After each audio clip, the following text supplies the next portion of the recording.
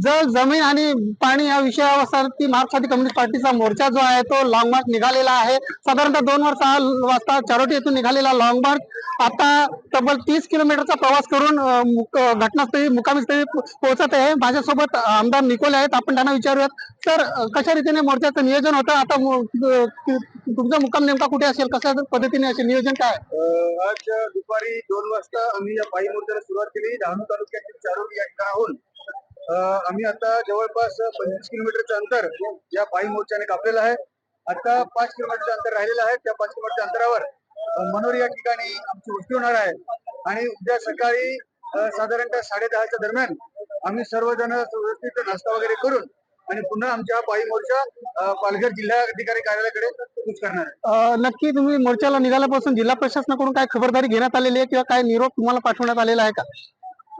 आजच्या दिवशी तरी निरोप अजून काही आलेला नाही। 2 दिवसापूर्वी झाला होता, परंतु आम्ही त्यांचा निरोप नाकारलेला आहे। आमची चर्चा आमचा पायी मोर्चा जेव्हा तुमच्या कलेक्टर कार्यालयावर येईल त्या दुसऱ्या दिवशी किंवा त्या दिवशी आम्ही चर्चा करायला तयार आहोत, असं पण त्यांना सांगितलं। मागण्या मान्य झाल्या नाही तर तुमची भूमिका काय असेल?